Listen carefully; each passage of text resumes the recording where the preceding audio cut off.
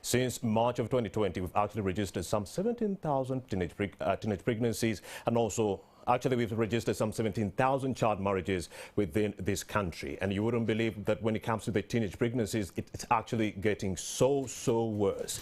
In 2020 alone, we registered some 300,000 teenage pregnancies in that year alone. In 2021, we've registered in the last 6 months, yes, 194,000 teenage pregnancies in that regard. That's how debilitating the situation is unfolding because of the COVID-19 pandemic. So we'd like to talk about what is being done to curtail or clamp down on the number of, teenage marriages that are also taking center stage within this country. I'm joined by, that is Charles Sevume. He is a child protection specialist working with Save the Children. He's not alone. We are also being joined by Doreen Ayebare. She is the GBV and protection advisor, actually working with, that is Care International Uganda. We are also joined by Miss Maria Naka today. She is a legal officer working with the International Rescue Committee. Well, we'd like to have the conversation right now about child marriages. Good afternoon. Thank you for joining us.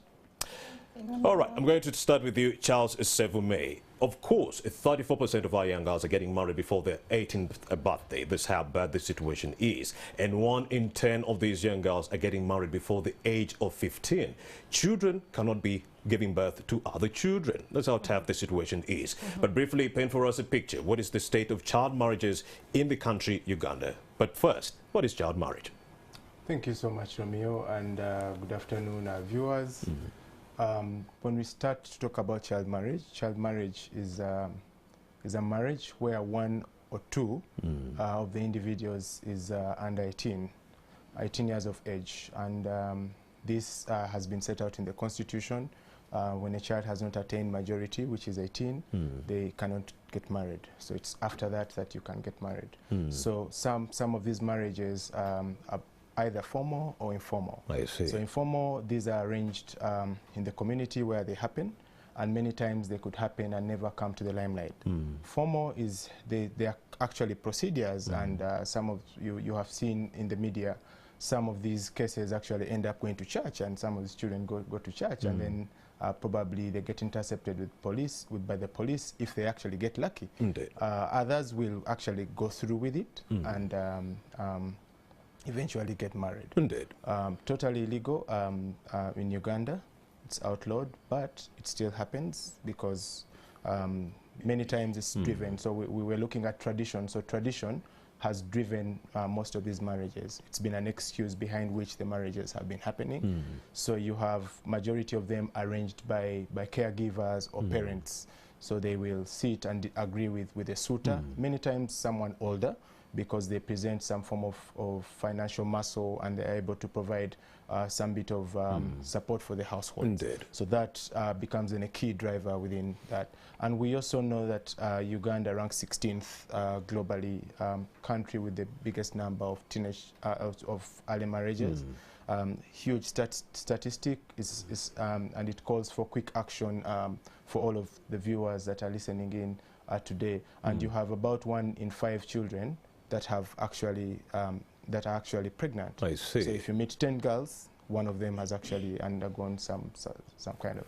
Okay, here's another statistic, Charles Sevume. We've been able to avert 80 million child marriages in the last 25 years.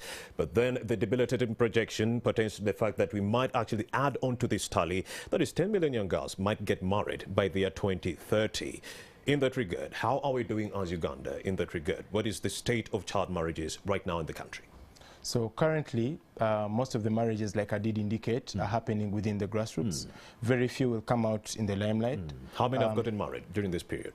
During this period, the statistics that we see in the media many times are representative of those that we have actually been able to see in the health centers. Yes. So so you have figures within the health facilities of children that have been pregnant, and when you do engage with them much further, they will indicate that I am actually married to so and so. I was pregnant, and then I got pregnant, and then my family arranged for some form of formalization of this arrangement. So it happens mostly within the grassroots, and it's also driven mainly by a couple of factors. It could be the background, it could be your education background. So if your parents have had some bit of access access to school, then probably the decisions might be much different. And also we have seen that within the townships or urban centers, there are much less cases, and the cases are much more. For example, within Karamoja, you have more children above 15 years old getting married,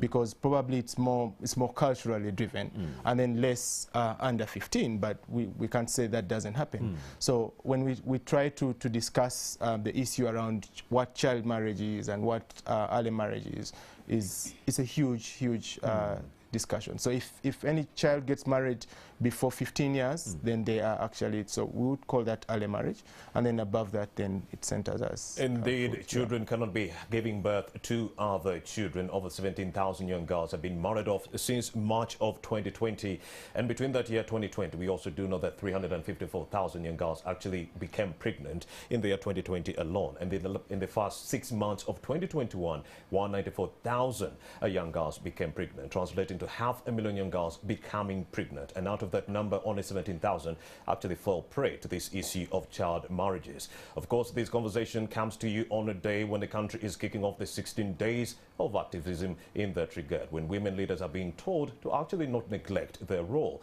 in actually going a long way in helping young girls stay in the path of education and not marriage in that regard. So how is violence against women and girls interlinked with child marriages? We have Doreen Ayebare. She is a GBV and protection advisor working with Care International Uganda. She's going to be giving us a few details on that. Very good afternoon once again, Ayebare. Thank you very much. And the correlation between violence against young women and girls and child marriages. Yeah, and of course, to start with, today, 25th, is the International Day on Elimination of Violence Against Women, which kicks off the campaign, which will last 16 days until Human Rights Day that is on 10th December. So as we look at violence against women, of course, we say violence against women and girls. Indeed. And clearly, child marriage is a violation of girls' rights.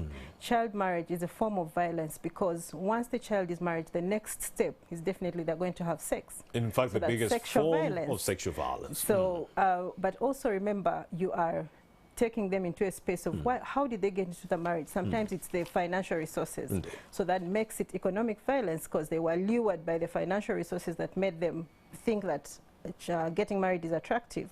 And then when they get in there, because of the age difference between normally there will be adult men who are marrying these young children, there's normally violence physically and emotionally because the child didn't even want to get married. Indeed. So all that put together makes child marriage a form of violence. And these days failure to fulfill her marital duties upon getting married at her young age would lead to violence from the man. Why not fulfilling these duties yet a paid bride price? Exactly. So that's where the violence aspect comes in. Go ahead. And I just wanted to say that, of course, lately you'd see one thing that we are also capturing in the forms of violence is the harmful traditional practices. Yes. And this child marriage stroke early marriage fits in the harmful traditional practices that we look at. So definitely it's a form of violence that we need to be reflecting upon during this campaign. Indeed. Right. Let's also bring in Maria Napa today. She is actually a legal officer working with the International Rescue Committee. Let's talk about the human rights issue or aspect within this conversation. How is child marriage a human rights issue? First and foremost, there are various statutes to which Uganda is a signatory, national and international. We have the UN Convention on the Rights of Children, we have the Constitution, we have the Children Act. All these clearly state what the rights of children are. And when you marry off a child at an early age, you are abusing these rights because a child will not continue to be a child, they'll not enjoy their childhood while they're married off to an adult, even a fellow child. They're getting into an institution that is older than them, that they cannot work well in. Yeah. Go ahead. So that makes it a human rights violation because the children are not able to enjoy their rights as children once they are married off. And of course, they do not have access to education, which is another right that is being violated. They don't have access to education, access to the care of their parents. Sometimes they don't have access to shelter when they're abused in these marriages. So slowly by slowly, their rights are abused by the partner who expects more of them because they're married. Yeah. Go ahead, expand more. Expand more. It's also a human rights violation because, first of all, still the laws that we follow say anyone below the age of 18 is a child, so they cannot have sexual intercourse. The challenges that they face after this sexual intercourse, maybe health-wise when they're giving birth, all those rotate around because of the fact that they're married off early, and yeah, this is a human rights violation. Indeed. In case of a child marriage case being reported, in that event of happening, from a legal perspective, what does the victim do? So sometimes the victims can report, but this is very rare because of the cultural beliefs. Sometimes someone from the community reports, but ideally the first point of contact should be police. Someone reports to police, and police sends this child to the medical facility, which will conduct medical examination, do some treatment. If the report is done within 72 hours, they can benefit from PEP, which helps to treat those sexually transmitted illnesses. However, sometimes these child marriages are reported after a while, so you find that the child is probably pregnant with another child. So in this case, still the medical facility will do its examination and then send these forms back to police. So what police does here is take the witness statements and then forward these to, let's say, the DPP's office, the resident state attorney, and then that's where the system of justice comes in. We go to court and we start that entire process.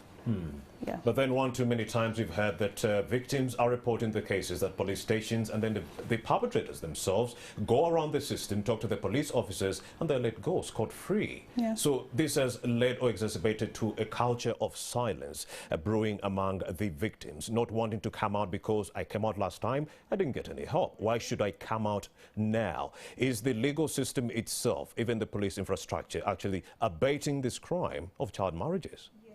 Instances, yes, because if I report a case and I'm not helped, no one else will come back to report. There's no access to justice there. That's where we as actors come in. We need to be intentional about having dialogues. What are the bottlenecks to access to justice? How can we come in and solve these? If police is the problem, what do we do to talk to them to make sure this is not excavated, it doesn't continue like this, so that children are able to get justice for the challenges that they face. All right, Doreen, you also wanted to add something to her submission. Yeah, speaking to access to justice is we have learned that for it to come out, to be successful, we see a lot of coordination within the actors. Indeed. So that at the time the case is reported, because we know community wants to shield that actual case. They don't want it reported. So we need to see ourselves as key actors coming up. Are we supporting the family to hang in there and follow through with the court processes?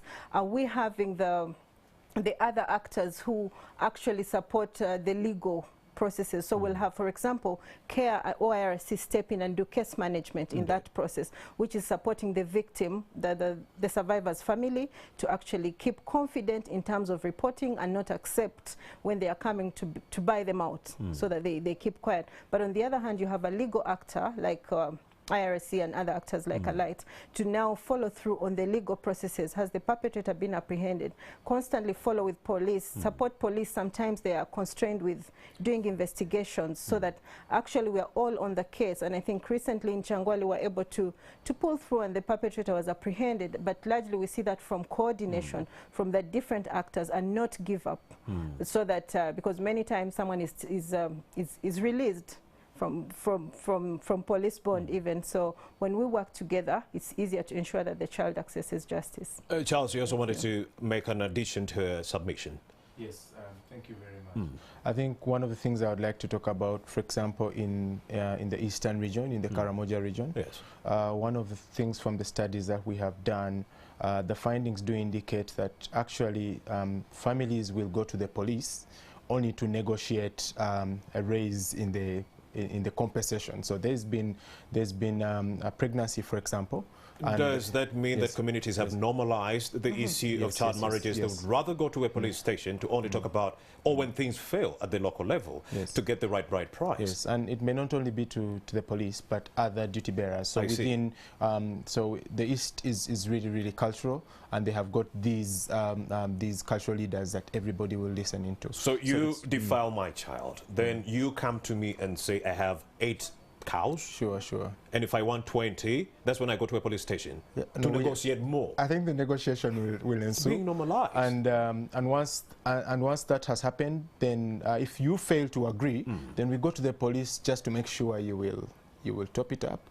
And sometimes when you do, then so the system is not being used to stop the vice, but rather to negotiate better. Yes, so some of these are some of the cases. Totally select. Some of them actually go through with the police, and it actually does handle them. But also we would like to note that government has got structures all the way to the child, okay? But the fear of reprisal when you report that there's a marriage taking place, or there's some form of arrangement that is breeding or starting, then the repercussions of your reporting might make you so you have social exclusions. You have, the punishment is usually much bigger. And then you have a huge impact probably on your resources and your own security. So this alone compounds the already existing vice, and then you don't have an opportunity for these to come out. And like I did indicate, the statistics we have is what has actually come out, but majority of it has been covered up and silently negotiated. All right. Yes, of course, Maria, you wanted to make another submission on that. Have instances, because child marriage or something like defilement is a criminal offense. But sometimes you have local structures on the ground. For example, in refugee settlements, we have refugee welfare councils, they're called RACs, and sometimes they want to handle these matters, because how do you handle child marriage is, let's say, defilement, but how does this structure handle a case as big as defilement? They do not have the jurisdiction, they do not have the knowledge sometimes, so it's not right.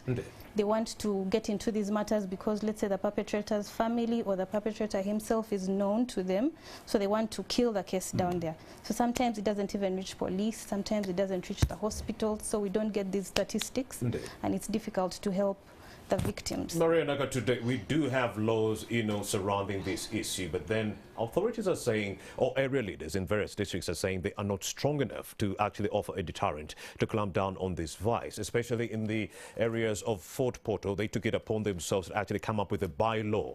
If you actually impregnate a young girl below the age of 18, they incarcerate you for 6 months, or you have to pay 20 currency points. Now, in the event when they did birth that bylaw, I started thinking to myself, what about the national policy or laws on this problem? Where are they? Why are they not working? Maria. The national policies, I think. Okay, some of these practices that the leaders have come up with are good, but how are they helping? Are they deterring the crime from being committed? Because if you impregnate a child and you're in prison for 6 months, so if someone else does it, is the punishment 6 months? Is that enough? Won't that make it okay to impregnate a child? So even when these communities come up with these bylaws, they need to be guided by the bigger laws, the constitutions, the acts that we have. And we can maybe work together to get policies or solutions that are not just trying to make the problem bigger or trying to cover it up. Yeah. Let's break down some of the laws and policies on this for the viewer. Maria. The laws and policies, so some of the laws that we have as Uganda, we have the Constitution, which is the supreme law of the land. We have the Children's Acts, we have international laws that, like the UN Convention on the Rights of Children. All these talk about the duties of actors, parents, and in taking care, in ensuring that the rights of the children are protected. All right. Charles, you wanted to make a submission on that?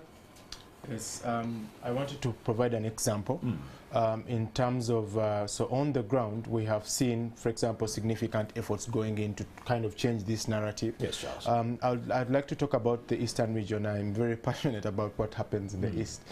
In Karamoja, you have a decision-making space.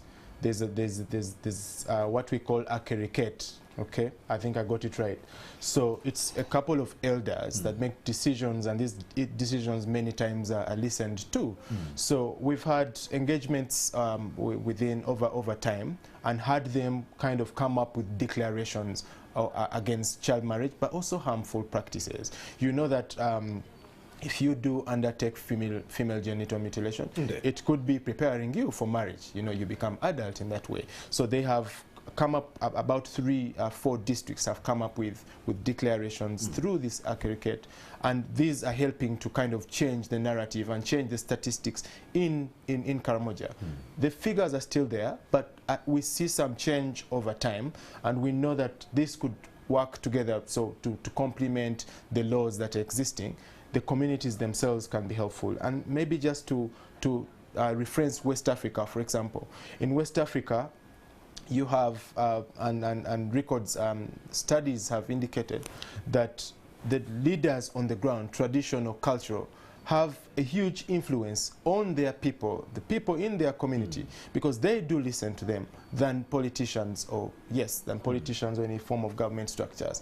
And that once targeted, they could, like a cricket, change the narrative around child marriage, around harmful practices and teenage pregnancies. Of course, you're still watching NTV Uganda, and we're talking about the state of child marriages within our jurisdiction, that is Uganda. 34% of our young girls actually get married before the age of 18. 1 in 10 of our young girls within this country are getting married off before they actually hit the age of 15. That's how debilitating the issue is. When it comes to the issue of teenage pregnancies, in 2020 alone, we registered 354,000 teenage pregnancies. That's how debilitating the situation unfolded last year. And from January to June, July, we did record 194,000 teenage pregnancies. That is over 500,000 young girls getting pregnant or grappling with teenage pregnancies in that regard. Out of that number, 17,000 were married off. Another worrying statistic, we are losing over 22,000 young girls, due to child marriages. Remember, she can't have, she can't give birth, she can't conceive, mainly because her body is not ready. So in the event of her getting pregnant and trying to conceive, she's going to die. And also the violence that takes center stage when she enters this man's household, the violence and so forth, she's going to also die because of the numerous negative factors unfolding in her marriage that happened a little bit too early. So that's why we are here trying to come up with some of the solutions to actually clamp down on this vice of child marriages in that regard. Let me bring in Doreen Ayebare. She is a GBV and protection advisor working with Care International Uganda. Let's talk about the impact of COVID-19 on the state of child marriages in Uganda. Ayebare. Thank you very much. When we look at, of course, COVID-19 has had impacts on everybody. Indeed. And the gendered studies that have been carried out that look at implications do pick out key issues where you can notice that the girls have been affected. And one of the key things that we have noted is that during COVID lockdown, everyone is at home. What does that mean? The care work at home increases. Care work means you're looking at everyone in the home, cook, clean, fetch water and things like that. But who is more affected with those care roles? It's the girl between 12 and 17.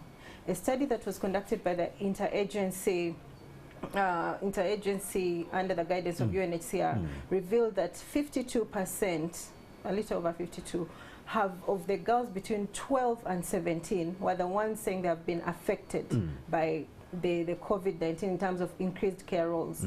Then 42% is the number between the age of 18 and 24 in terms of being affected. A much smaller percentage, which is 25 and above, who are the heads of the families, who are the mothers, handed over all this work to the children. And what does that mean? This girl chooses, why should I be here to look after everybody? Let me get married. But also it's or let me engage in prostitution to be able to make ends meet. Get my own money. But we also know that families are constrained during this time. Many parents lost their jobs. Many families are living on 1 meal a day as a coping strategy. So what happens is the girls, adolescents will still be adolescents. They are growing. They are getting more cautious about themselves. They want to look nice. They want to get money for pads. So at the end of it all, what do? They will look out to that man who is willing to give them what they need. So that still drives children to getting married. So poverty. Then the second, maybe the other main issue is that it's during this time that WFP cut down the food ratios for refugees, for example. And that means the strains on the families have increased. The survival becomes harder for the refugees. And right now what parents are doing as a coping mechanism is marry off. So if you have the girls, if you have many girls, you're better off because you can marry off the girls. On one hand, from bride price and dowry, you get something. But on the other hand, you have less mouths to feed. So those might be, some of the very key issues. But also we know that as the children got out of school, no one is studying. There's idleness and the kids are moving around the whole time. The next thing is they engage in sexual activity. Indeed. And, you know, others are getting married. You know, that's what I would always say on the morning show, that is Morning at NTV, would actually levy some criticism on these partners who have been helping us during this COVID-19 pandemic. If I have a job and I've been helping a family, you know, make ends meet with maybe some 10,000 Uganda shillings every month, and then I lose my job, would I increase that 10,000 to 20,000, or should I just reduce it to 5,000? The fact that I'm affected as someone who had some kind of employment, I should be able to know that the person who has been relying on me is now in dire need. Wasn't it a terrible move for the partners to actually cut these food rations? I mean, of course, it's a terrible move, and no one wants it, but we know what's happening globally. And the donors have been affected most. Remember, COVID hit first in the Western countries, Indeed. who are the ones who, who we rely on for donor funding for the refugees. So what happens is that they needed to move more money into health service provision, much as they were still giving the developing countries. So we have realized a lot of cuts in funding, and this means that, of course, the person to suffer is the common person on ground. So it's not like, it's just finding how do we manage. And very most recently, even I think WFP has made an effort to make it better in terms of saying what are the regional differences, where should we cut, how is Karamoja different from West Nile and different from Southwest, so that if there are refugees who are better off and have more opportunities in the communities, for example, communities that have better fertile soils, then those ones can get a lesser cut than the one in, let's say, Palorinia, West Nile, where it is more, it's harder to survive. So it's not intentional, but it's how do we manage? So, yeah. But as NMG, we still do believe that they need to increase more funding to help these refugees and other individuals who are grappling with the effects of this COVID-19 pandemic, not to go ahead and cut more rations. Yebare, Doreen, let's also talk about the other issue of gendered perspectives on child marriages. Speak to the young girl in the refugee settlements, if you will, about this issue. Why does it keep on coming up? Thank you very much. And I want to start from something you mentioned at the beginning, where you say that they have started normalizing child marriage. But actually, child marriage has been normal for the communities that we serve. Child marriage is in the DNA of culture. You know, I see. And what has happened is that as cultures have socialized child marriage, and once the child is they don't look at it in terms of age. They look at it in terms of different characteristics. So when we want to look at the gendered perspective, we are specifically looking at what are the socially ascribed characteristics which lead people to marrying off the children. Indeed. And you know, if I come back to the refugee context, you'll find that, and DRC will tell you, when we see a child wearing a kanga, that child is old. Wow. When the child grows big and has breasts, they are ready for marriage. So it doesn't matter if this young girl is 15, as long as you have bigger breasts, you're going to get married. Ask them, when do you know girls are ready? No one mentions to you the issue of age. And you see that us as actors, we look at it in terms of age. Child marriage below 18, child marriage formal, but they don't talk about formal. They don't talk about age, they talk about characteristics. Very insightful conversation I'm having with these very, you know, intelligent individuals. We do have Doreen Ayebare. She is the GBV and Protection Advisor under the Care International Uganda. We also do have Charles Sevume. Charles Sevume is a child protection specialist working with Save the Children. They are the ones who, you know, unearthed that report that indicated that over 22,000 young girls are actually dying every year as a result of child marriages, given all the factors that are involved. You also do have a legal officer, Miss Maria Nakatude. She is a legal officer working with the International Rescue Committee. We'll be right back largely with this conversation and a lot more. Keep it here.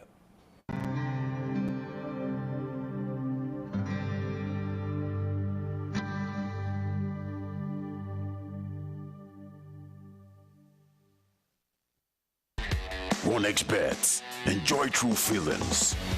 Are you ready?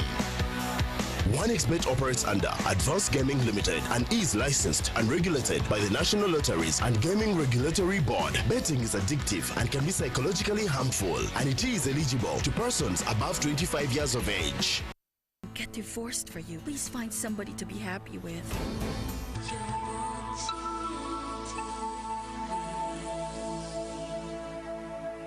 Crystal mineral water is a sanctuary of refreshment. The quality of each crystal bottle is stringently verified.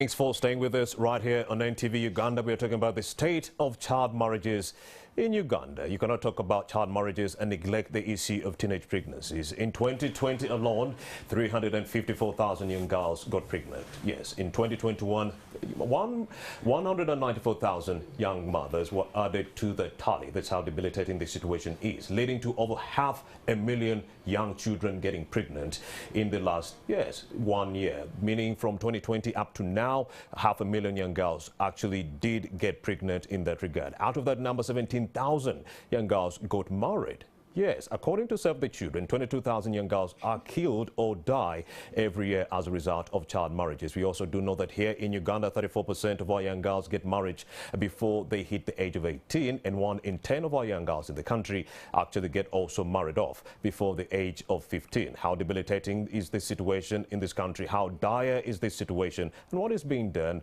by government to ensure that they curtail this vice from taking center stage? What about the programming? Well, I do have 3 very amazing individuals. That is Doreen Ayebare. She is the GBV and Protection Advisor working with Care International Uganda. Charles Sevume is a child protection specialist working with Save the Children. We have a legal officer, Maria Anaka, today working with the International Rescue Committee. Now, Charles, very good afternoon once again. Indeed, we are still here. Let's talk about the issue of programming. What kind of challenges have you faced in programming for child marriage and teenage pregnancy? Thank you very much. One of them is the cultural practices, and like we did mention, child marriage is highly traditional. So tradition and culture have been used as opportunities as scapegoats to have these vices continue. So you have a couple of engagements, couple of programs with children, couple of programs with their parents, but the culture dictates otherwise. Okay, so once you walk away with your program, the vice continues to present. So we have, for example, courtship rape in some of the locations, and you have boys going after girls. I mean, if who runs fastest can take them, and you have about 6 boys wrapping up this girl, and I mean, you have more strength, you take them. We have had instances around, do you have more cows? If you have more cows, you can get yourself a girl. Okay, so this cultural this has been so much normalized and within the communities that it continues to present as a challenge. So even while you program, you can't stay out of addressing culture. So cultural leaders and the different cultural practices need to be harmonized to be able to give us a good picture around programming. And then the other issue is around parenting. When you look at within this country, and I think it's a global issue, is no one has prepared us to parent. Okay, you learn how to parent by try and error. So you try this and you try that. Oh, the baby's crying. What do I do? Oh, my girl just flowered. What next do I do? So it's try and error lately. That we don't have opportunities to provide parenting skills, to provide an opportunity for these young mothers, opportunity for their actual parents to pick a skill or two that could be really helpful in kind of shaping the picture and shaping the narrative for the children. So if that hasn't happened, then you have the neglect of responsibility around how we shape the growth and development of this child, to avert the issue of them getting married eventually. So parenting is a huge area, and like media has always told us, and studies, if we did good parenting, okay, and I think there's been a clip running all over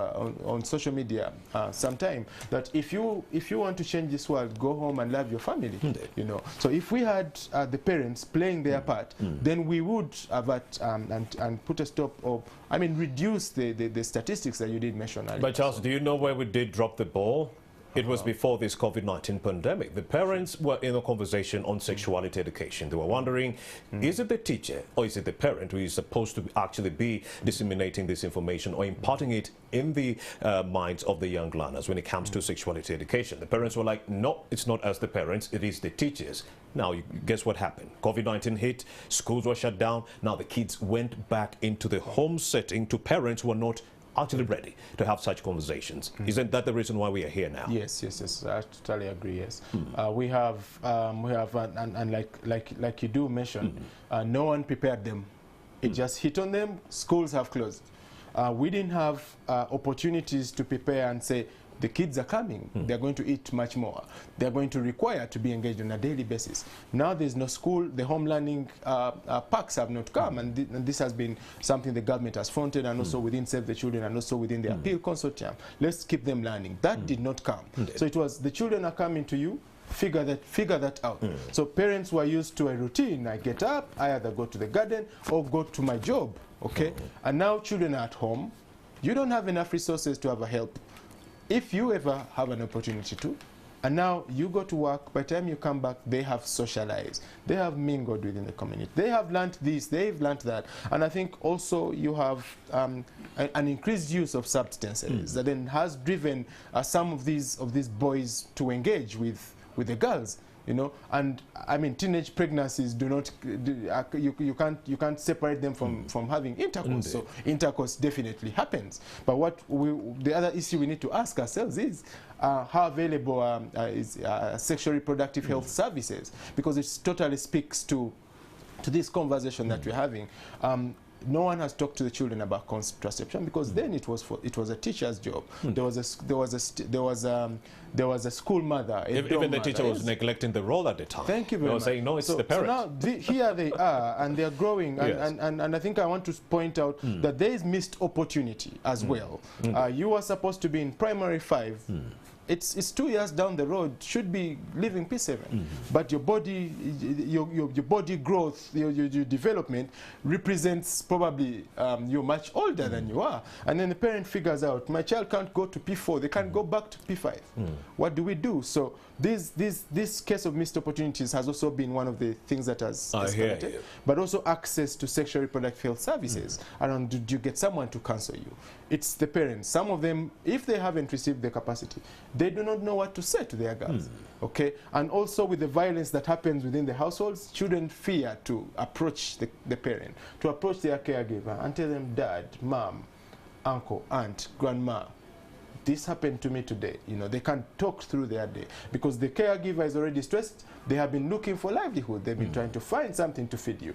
So that whole mix of things is, So I think at the end of the day, we need to put this information out there around reproductive health, around sexuality, and we need to talk about it as parents, as communities, and let's know. Otherwise, then we are working from top to bottom. Yes. That is Charles Sevume, the child protection specialist working with Save the Children. In our midst, we also do have Miss Doreen Ayebare, the GBV and Protection Advisor and Care International Uganda. Whose role is it, Ayebare, to actually impart this information among our children? Is it the teacher or the parent? Everybody. Everybody. Concerted effort. Yes, I think we need everyone to step in. The parent plays a great role. And of course, but also the teachers will be necessary, and the government will be necessary in terms of setting up a policy environment that is suitable to facilitate child protection and growth. Which we already have, National Sexuality Education Framework, though not being implemented. Okay. Indeed. I was just going to speak to that. That it's one thing to have a policy in place, but it's another thing to have implementation. But I wanted to specifically bring about the role of men and boys in this whole process. It's very important that as we address issues of child marriage, as we address issues of teenage pregnancy, where are the men? How are we engaging men and boys? And as CARE, we have an intervention on engaging men and boys, and the purpose there is how do we promote positive masculinities? How do we encourage these men to look at themselves as to promote a safe environment where these girls will live?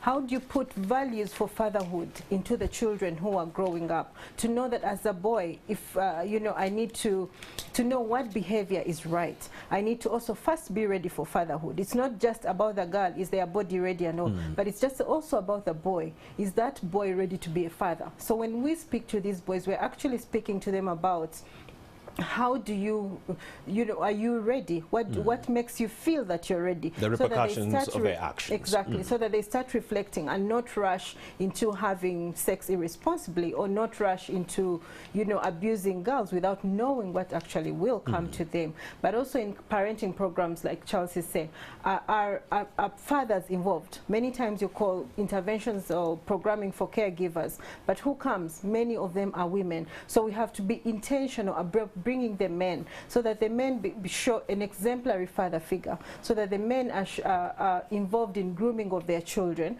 and we have a holistic role, like everyone is involved, not that it's the role of parents. I've had people actually blame women.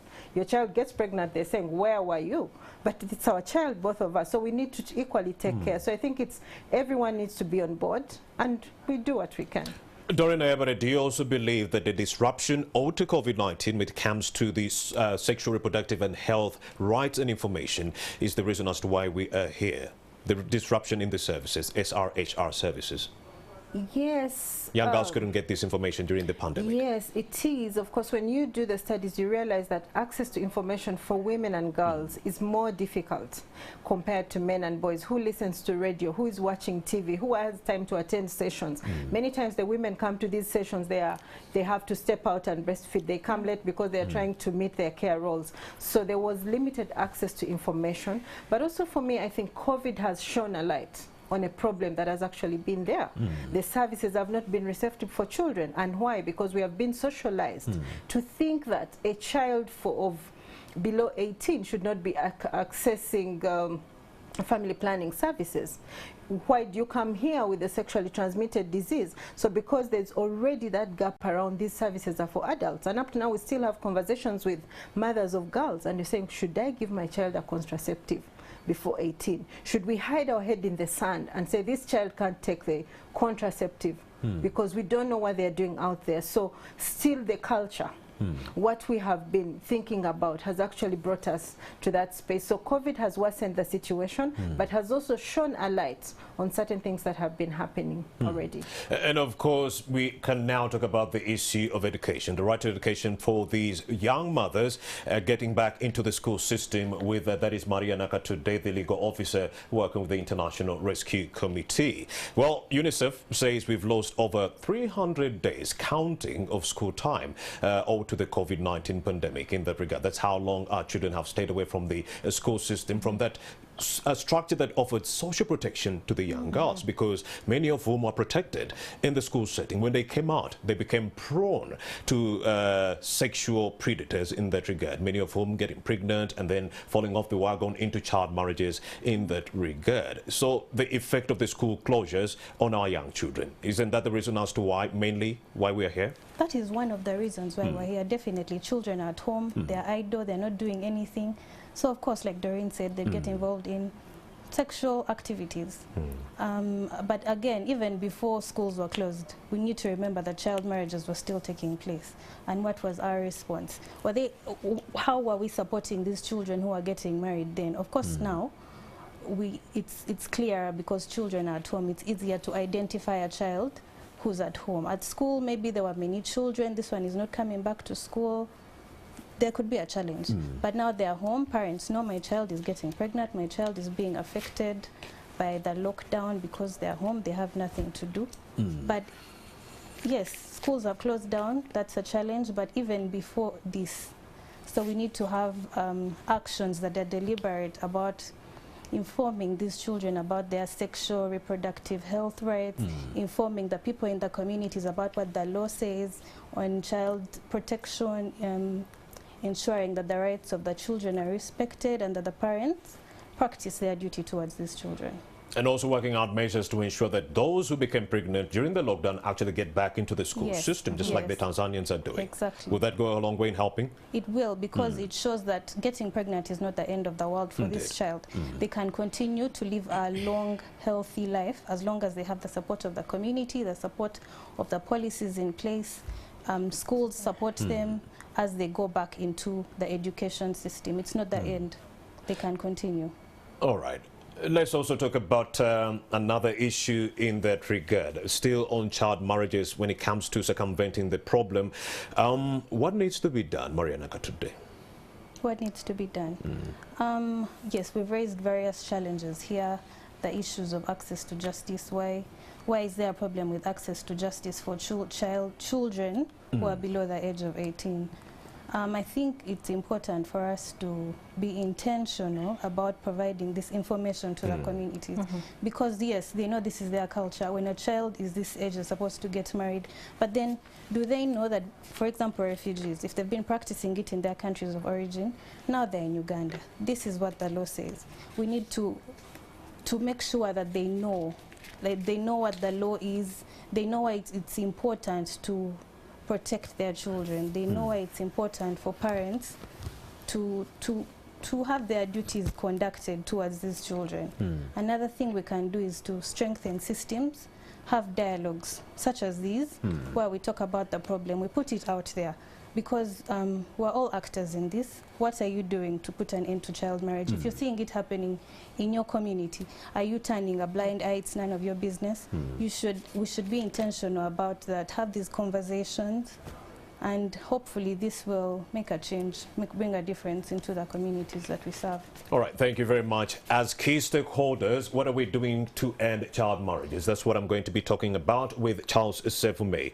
The stakeholders in this, what are they doing? What are we doing in that regard to clamp down on this vice of child marriages? First and foremost, let's put the information out like she does indicate. Many times it's the excuse is we do not know. We had no idea that what we were doing was wrong. So what we are doing and what we're doing as a consortium and as actors wherever we have a footprint is we are putting out the information to the public. Let them know that this is what child marriage presents like, and this is when you know that it actually is going to happen. And then to the children around their sexuality, around access to these services. But also it is very, very good to address the problem from where it starts from. So we're doing a bit of parenting programs to help parents parent better, empower them beyond looking at them as persons that have neglected their roles and responsibilities. Let's hold their hand and show them that this is possible. We can change this narrative. And then we've talked about poverty, of course, and we know that poverty. We know that COVID-19 has hit us, especially in the pocket. Okay, so can we look into programs around improving the financials?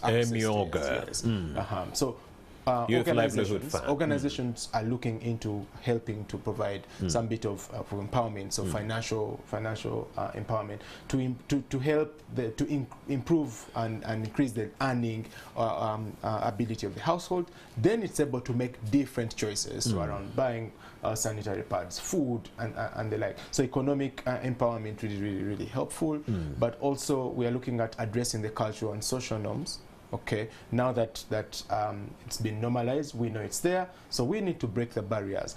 And we are working with the cultural leaders, we are working with communities to be able to see the problem, but also know what to do when it presents. Yes. You see, someone was telling me, as I was doing my research, that if government has the ability to distribute condoms in the over 134 districts in this country, what stops them from distributing sanitary towels? If we are saying right now, because of poverty, young girls were sleeping with older men who had some money just because they could go and buy some sanitary towels, what would stop government from doing it on their own? Distribute sanitary towels to the young girls so that they do not fall prey to the pressure. Dorin. Thank you very much. And I think as key actors, when we come into space, we come to work with government because we know that government can't do it all on their own. When we step in with different interventions, we are actually supplementing the government efforts. And for example, on Appeal Project, one of the key things that we do is increasing access to products for menstrual health so that girls don't lack. But what we are trying to do is move the girls to more sustainable solutions, where we are now introducing the reusable pads and building skills of these girls to be able to make their own pads as and when they actually need them. And some of them have even translated this to an economic empowerment where they make and sell. So I guess we are moving away from distributing everything, but to giving them the skills to make them, because a girl who is going through menstruation at 10, 12 is going to go through it for the whole of their lives. So we see that finding sustainable solutions in also situations of lack. And I'm just going to give an example in our program where we implement an adolescent girls program. And one of the things that we have done is we started our program teaching them how to make pads for themselves.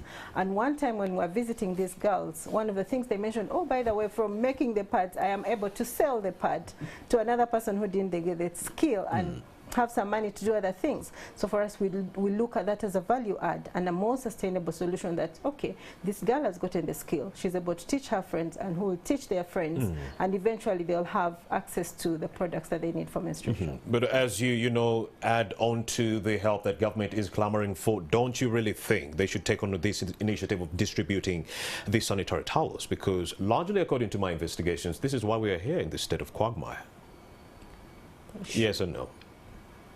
Yes and yes. All right. All right. They won't shut down the NGO. It's all good. All right.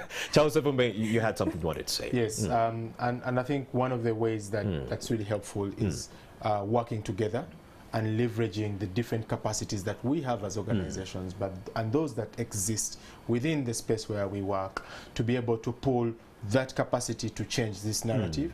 So for example, within the Appeal Consortium, we have Uganda Law Society, and it's providing legal services together with the International Rescue on a pro bono basis. Yes, we have Kabarole Research, which is providing a bit of livelihood opportunities as well.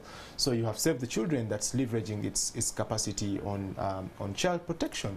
So it's bringing capacities together, think together around the girl. We have TPO, we have War Child working on mental health, because these teenage pregnancies, this child marriage issue presents with mental health psychosocial support needs. So we cannot only address the vice that presented, but it has other presentations that once those are not addressed, then the girl will probably slip back where we are bringing them from, or the family will do. So it's going to be a concerted effort of pulling and working together as agencies or as government to push that forward. And I'd just like to, in a minute, say that government is taking on a good approach. We have the National Child Policy now, which is taking an all-government approach.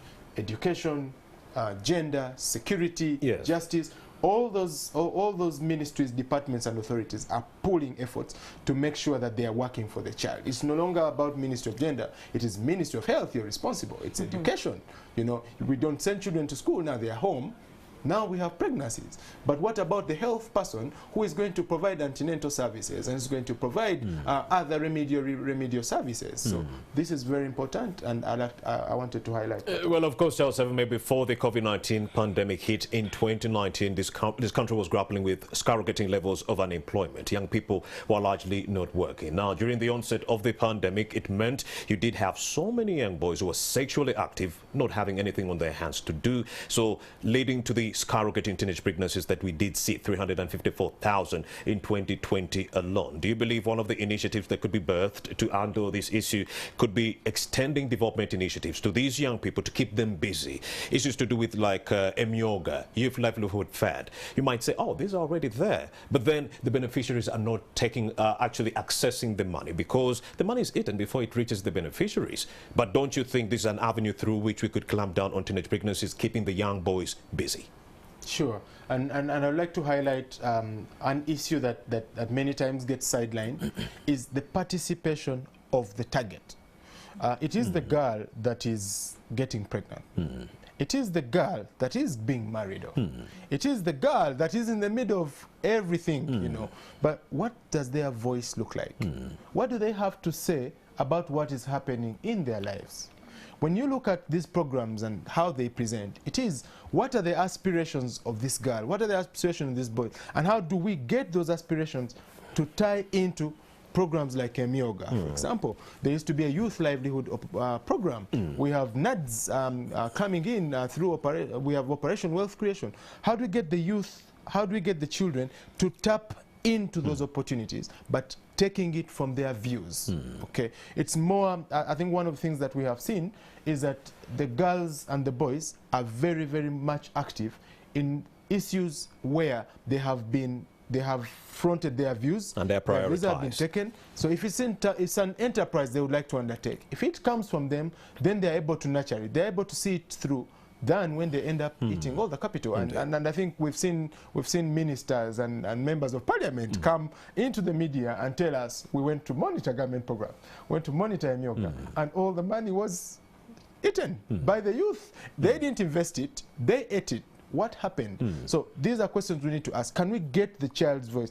Can we get the voice of these individuals, but also give them the information that this and that service is available here and there when you need it. Mr. President, we know you did well when you did introduce Emyoga in 2019. We also do have the Youth Livelihood Fund, but largely the beneficiaries are not actually tapping into the money that is being put into these funds, mainly because the people who are actually running these initiatives are eating the money or sharing it among their family relatives. So that's why we are knee-deep in mire right now with young people who are largely idle. They have nothing to do, and you know, an idle mind is the devil's workshop, and that's why we ended up in a state knee-deep in quagmire. We need to ensure that all these development initiatives are actually implemented and are effective and are reaching out to the targeted beneficiaries in that regard. Also, let's talk about another issue, Doreen Ayebare, that has largely to do with this issue. Keeping the young boys, you know, pretty much busy. You wanted to make a submission. Okay. Thank you very much. Keeping the young boys busy. Of course, and it's boys and girls. And for me, I wanted to bring it from an angle of how are our interventions community-led? How do we ensure that the protection we want to achieve for these girls is actually community-led? I see. Yeah? If the boys we are bringing up, how are our interventions in their priorities, in line with their priorities? Do we sit down and design what is good for them, or do we check in with them? And I can just give an example where we interacted with the girls and were saying, oh, so if COVID ends, will you be going back to school? And they're saying, no, I'm big. I don't, and this is a 15-year-old. You know, I can't fit in class. Then some of them have moved around and feel like school is boring. So how do we make education attractive for them? How do we make learning fun for them, so that we design programs that are actually suitable? Even these girls, because sometimes you engage boys, you interact with them, but already, if for example you come to that space and they're already thinking, oh, I'm here to get some transport refund or something, their attitude is not there for learning. So I think we need to design interventions that actually where these boys feel involved in planning and we meet their choices. But also I think it just beyond the boys, looking at the girls, our interventions need to be accepted in community. We now get to hear about situations where people are saying, oh, when you come and program and support the teenage mothers, the next thing is that another girl will be getting pregnant so that they can also gain from the support. So how do we have an intervention for these girls that is accepted by community, and they're not actually thinking that it's from supporting the girl that you're actually causing more girls to get pregnant. Indeed. Yep. Thank you very much, Doreen Ayebare. Let's also bring in Maria and talk about the legal perspective in that regard. Maria, access to justice, it's being dogged by some challenges for the victims and survivors of child marriages. What are some of those challenges? So because the different actors in access to justice, everyone is involved. Indeed. Sometimes the challenges are faced by the victims themselves. So if something is happening, an offense has been committed against me, why can't I report? Sometimes they don't report, they can't access justice because long distance between the service points. I live in one village, there's only one police station. So by the time I come from there to here, maybe the evidence that I need to give to the hospital is already tampered with, or by the time if I delay to report, it gives time for the perpetrator to disappear. Yeah, or the perpetrator get into the police station faster than you. No, even disappearing and ensuring from that the you don't community. get any help. Even disappearing from the community, village. yes. And then there are issues of, let's say you report a case and then the community goes against you. We have cases where someone is reporting defilement of their child and then they're being threatened by the relatives of this person who has been arrested. So this discourages people from reporting more cases because they're not safe. Then also there are some systems in some communities, if a child has reported a case of forced marriage, how are they being protected in this community? The child is going to remain in this community even when the perpetrator is taken away. All eyes are on this child. You're the reason my relative is in detention. So they're discouraged from reporting, and then because of reprisals. Yeah, and then their access to justice is affected. Sometimes, let's say you report a case to police, there's a system of how exhibits are supposed to be handled. If they're not properly handled, it affects the case in the long run. So if someone reported a case and then they say maybe the evidence was tampered with, so we're not continuing, they're discouraged. So the system is against them in a certain way. Indeed, there are cases where, you know, when a victim of defilement goes to a court, now they're being asked to present their genital parts as evidence in a court system or a court setting. Isn't that a deterrent enough for these survivors not to even come out? It is, because it scares them off. How imagine telling you have to do that. How do you do it in a court of law if that's where you're supposed to do it? It discourages them. Indeed. And then there are also effects of COVID-19. I reported my case, but because of COVID, court processes are delayed. People lose interest in cases. By the time the case is finally had, someone has lost interest or someone has run away because of the different challenges they faced after they reported that case in the community. Maria, let's talk about some of the resolutions we could come up with right now or recommendations to enhance access to justice for the survivors or the victims. So we should be deliberate when we're planning, when we're budgeting.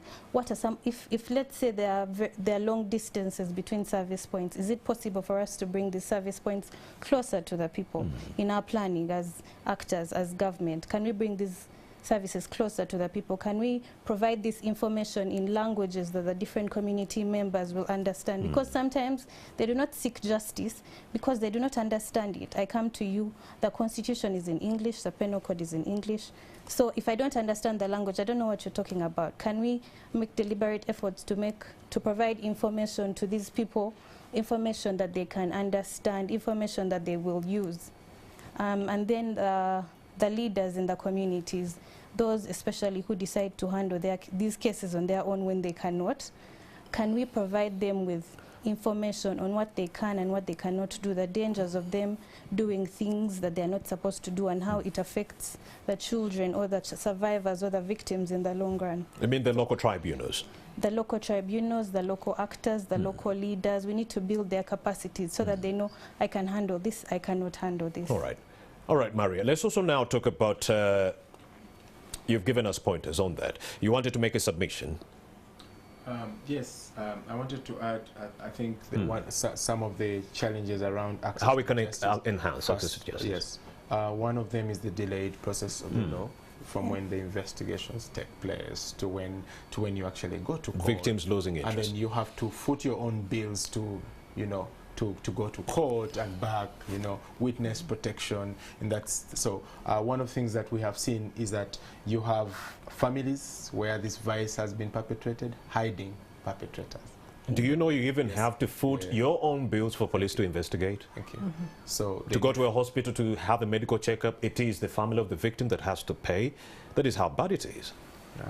So maybe I could comment. Yes, Maria. So as IRC, we have some, to deal with issues like this, we go ahead, if we're on the ground, we're receiving these cases, we go ahead and accompany these people to police or to the health center. So in our small way, we're trying to do away with those instances of where's the money, because as actors, we know what we're supposed to do, but sometimes because maybe we need a push or we need someone to look over our shoulder, so we try to do away with that. We accompany these people, we provide them with transport in case they need to follow up their cases at courts, at police. So those are some of the small ways in which we're dealing with these challenges in the community. All right, let's also talk about some of the recommendations that could be, unearthed right now to actually do away with the gendered perspectives on child marriages. Doreen. Thank you very much. If we recognize and acknowledge that child marriage is largely, hinged in our cultural norms, the most important is we need to address the root cause. If we are actors, of course the root cause of violence is power imbalances. Indeed. Yeah, and you could see the child doesn't have a choice to decide whether they want to get married, who they want to get married to. If your parents decide, you must go. Indeed. So there's power dynamics in there. In the marriage, there's power dynamics. So as programmers, as actors, we must see how is our programming addressing the root cause, and right from moving people from preconception. Remember, we're in communities where communities don't realize that early marriage or child marriage is a problem.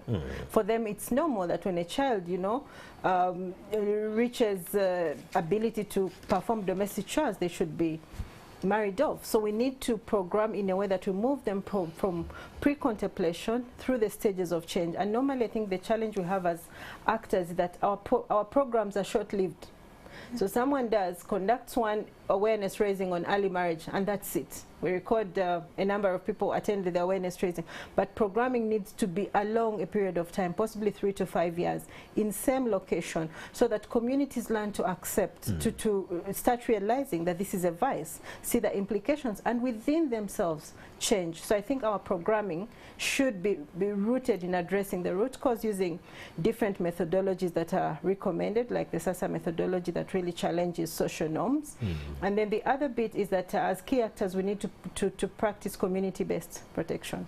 Let the actors be involved in the solutions. Of course, sensitization of the cultural and the local leaders at that level to understand that marrying off a young child, it's not right in its entirety.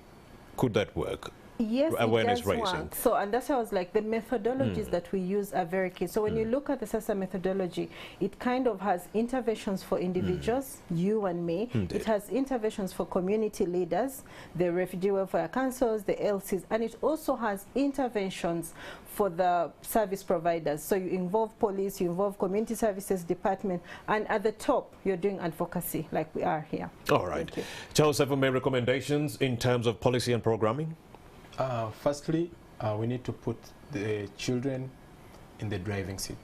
I see. Listen to They are the targets, and all these policies target them. So as policy targets, what are their views, and what can they do for themselves to change this narrative? Okay, so up in Karamoja, we have girls as agents of change, and they are pushing change within their locations. They have opportunities to skill, they have opportunities to improve their economic situation, but also they get mentorship by prominent, respectable members of their society to inspire them and say, I mean, there is a future beyond this, and you can look forward to being so and so. And so this has helped, like, good approach that's probably scalable. So that also speaks to what can we scale. If a Myoga is good, can we invest in scaling? Okay. Secondly, the role of raising children sits with the parent. Okay, we are just not going to come and go into people's homes and tell them, please change, this is bad. No, it starts with them. So let's work around parenting. Let's work to improve parenting. And I think this goes a long way. If they're able to provide time for their children, that should change.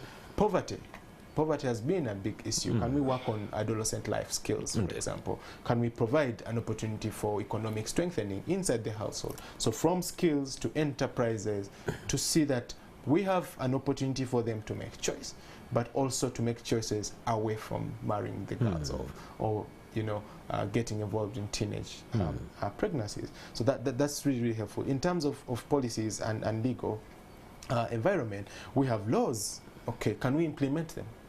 Okay, let government implement these laws. We as actors should support the government to do its role. We need to strengthen the system. It needs to be able to help the child. And as actors, we need to be able to hold the government's hand and say, this is missing. What can we do to change the narrative? If we are building capacity, for example, can we invest in the government to tool its own people, to train them, to monitor and hold them accountable for some of these issues. If it is the police, can the police tool its own people, give them competencies, give them all the enablers that require them to do their job, and let's hold their hand all the way until until when we change this picture, because we just cannot keep coming in and we do.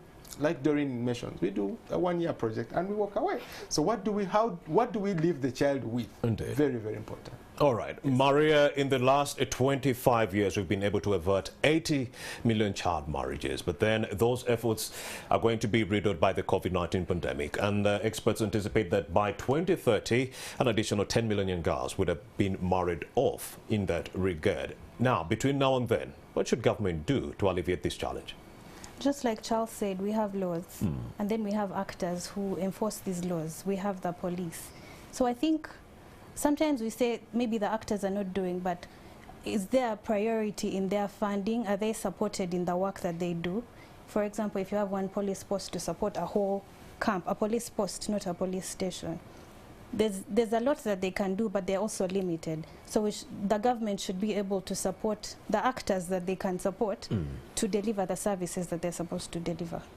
Yes. Well, of course, when it comes to implementation, especially on the National Sexuality Education Framework, you do have the religious leaders on board, but they're not willing to have this conversation because for them, contraception is not even up for, debate. They believe abstinence is the only key. But here we're talking about victims who have been defiled. We're talking about victims who are forced into marriages that they never even wanted to begin with. The role of religious leaders. Let's expand more on that. Yes, just like you've said, they have a certain view of how things should be done.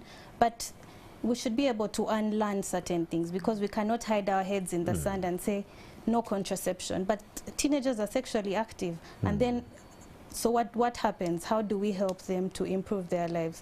So we should be able to have these conversations with them so that they know that yes, this is how we know things are supposed to be, but there are opportunities to unlearn and then learn something new that will help push for a better society in the communities. Doreen Naibade, let's expand more on the role of the religious leaders to help us clamp down on this problem. They do have an audience of 200 people every Sunday. Indeed, they could be drumming this message onto their congregants every Sunday to ensure that this message is passed on onto the young ones. But then they don't want to have it. Sexuality education. Yeah, very, very true. And we do acknowledge the role of the religious leaders. And our programming has been modified to actually suit the needs of the religious leaders. So on one hand, as actors, we notice that they have a role to play, and then we modify programming, and they don't sit out the methodology that we implement because they too belong to this culture. So to begin with, you have to recognize that also they need to be taken through the change process and then know their role in making change. So if they must bring the change, they must first change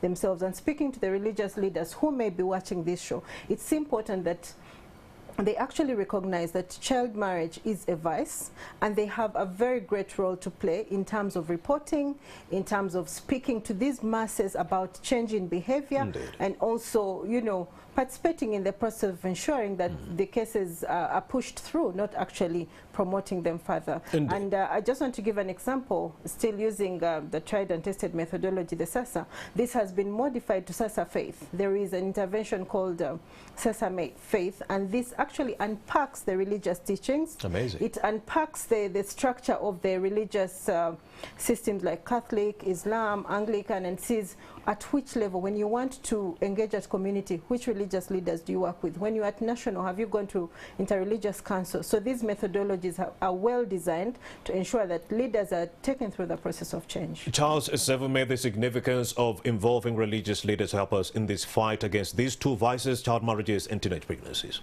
First, they have a space, and I think that alone presents an opportunity. So we need to a space they're not willing to have. Thank you. We need to get them to think about what happens with their congregants. Indeed. Because if their congregants are getting more pregnant, what does it speak to the doctrine? What are we sending out? What kind of messaging out? So we get them to send out this message to their congregation, but also bring on some of the members of some parents to provide some advice, to provide some guidance to this. Bring in some, use that space to be able to effect change. Also, churches and different religious options present an opportunity to work with the youth, an opportunity to work with the children. Can we think about adolescent life skills? Could we talk about choice? Okay, children being able to make choice within the religious space. Okay, they have these platforms. They have a department for youth. They have a department for children. Can we get those to be able to effect this change? So really helpful. All right. Yes. All right. We've largely come to the end of this conversation. I'll just give my guests 1 minute each to come up with their closing remarks. Starting with you, Maria. Thank you very much. Speak to the young girls. So all the young girls out there, you're seen, you are heard, and we're doing our best to ensure that you access justice. There are people out there, there are different actors that you can talk to about the challenges that you have. We're available in the communities, and we're here for you. All right. Thank you very much for that. Ayebare Dorin, before we let you go. Thank you very much, and I will speak to the actors. Indeed. For me, coordination is very key. We look up to government to coordinate the different actors, and we really want to thank ECHO that has given us an opportunity to implement a holistic program. So if we must end child marriage, we need to see the different interventions of the GBV actors, the child protection actors, the legal actors coming together in a coordinated way so that we end this vice. The Appeal Consortium. Send shout out. They are watching. You wanted to talk to them.